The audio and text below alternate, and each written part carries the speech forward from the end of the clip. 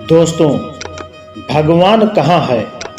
आइए जानते हैं एक छोटा सा प्रेरक प्रसंग। बहुत से लोग कहते हैं कि भगवान है ही नहीं। उनका कहना है कि यदि भगवान है तो उन्हें दिखाओ कि वे कहाँ हैं। भगवान को महसूस तो किया जा सकता है, लेकिन उन्हें आंखों से देखा नहीं जा सकता। एक बार एक जिज्ञासु संत के पास आया और उनसे कहा, महाराज, आप हमेशा भगवान की बातें करते हैं। यदि भगवान सच में है तो मुझे दिखाइए कि वह कहाँ है। मुझे वह क्यों नजर नहीं आते? संत ने शांति से उत्तर दिया, भाई, भगवान तो अनुभव की चीज है। मैं तुम्हें कैसे दिखाऊं? मैं उन्हें अनुभव कर सकता हूं, मैं उन्हें देख सकता हूं। मेरे भजन और साधना से प्रसन्न होकर वे मुझे अपनी झलक दिखाते हैं, लेकिन मैं तुझे कैसे दिखाऊं?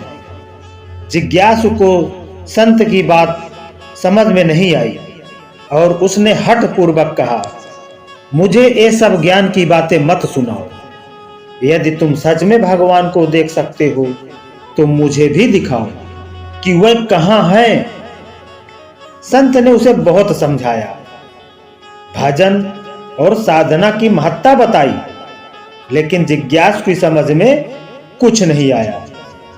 वह बार बार एक ही बात कहता रहा, तुम मुझे अपना भगवान दिखाओ, कहाँ है तुम्हारा भगवान?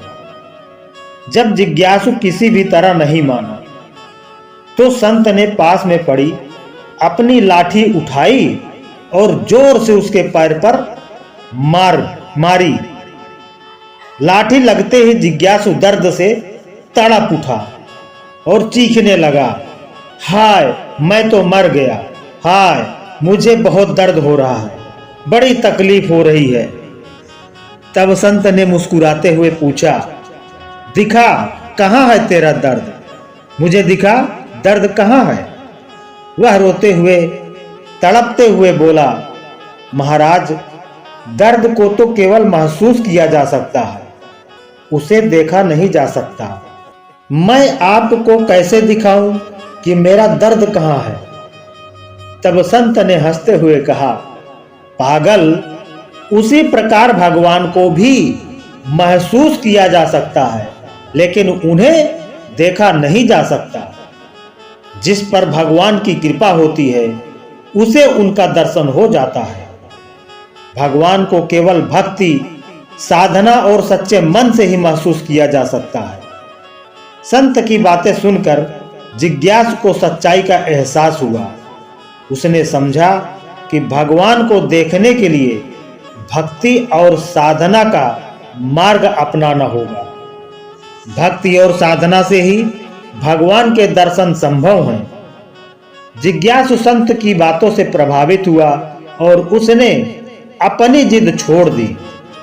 उसने संत से कहा, महाराज, अब मुझे समझ आ गया है कि भगवान को केवल महसूस किया जा सकता है, उन्हें भौतिक रूप में देखा नहीं जा सकता।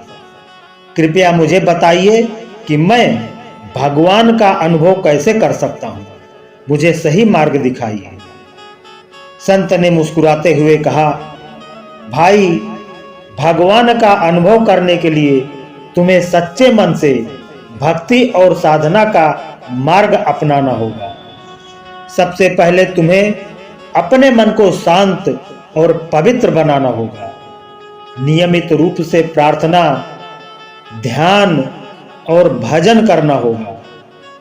जिज्ञासु ने उत्सुकता से पूछा, महाराज, मुझे बताइए कि मैं कैसे शुरू कर सकता हूँ?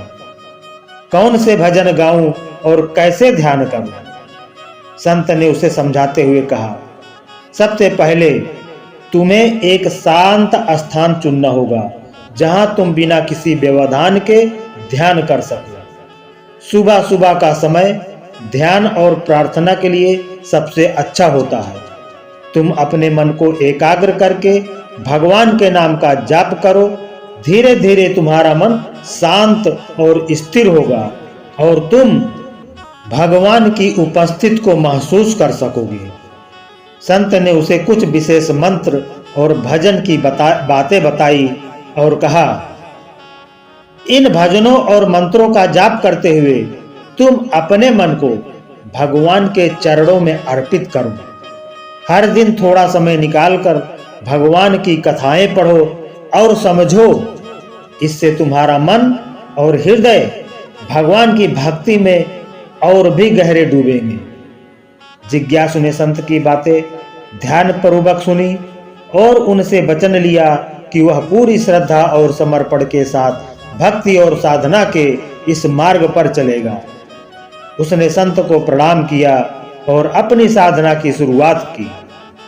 समय बीतता गया और जिज्ञासु ने संत के निर्देशों का पालन करते हुए नियमित रूप से ध्यान, प्रार्थना और भजन करना शुरू कर दिया। धीरे धीरे उसने अपने मन में एक शांति और अपवित्रता का अनुभव किया।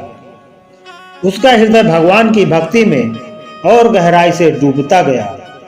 एक दिन उसने ध्यान के दौरान भगवान की एक झलक पाई और उसकी आंखों में आंसू आ गए। उसने संत की बातों को सत्य पाया और भगवान के अस्तित्व को महसूस किया। जिज्ञासु ने संत के पास जाकर अपने अनुभव साझा किए और उन्हें धन्यवाद दिया। संत ने उसे आशीर्वाद देते हुए कहा, देखा, भगवान का अनुभव करना कितना सरल है। बस सच्चे मन से उनकी भक्ति करो, वह स्वयं तुम्हारे पास आ जाएंगे। भक्ति और साधना ही वह मार्ग है जिससे हम भगवान को पा सकते हैं। इस प्रकार से जिज्ञासु ने संत की शिक्षाओं का पालन करते हुए अपने जीवन में भगवान का अनुभव किया और सच्चे भक्त के रूप में अपने जीवन को धन्य बना लिया। तो बोलिए जय श्री कृष्ण भगवान की। तो दोस्तों, हमारी ये कहानी आपको अच्छी लगी हो तो लाइक जरूर करें, शेयर करें और इसी तरह कहानी सुनने के लिए हमारे चैनल को सब्सक्राइब कर लें। धन्यवाद।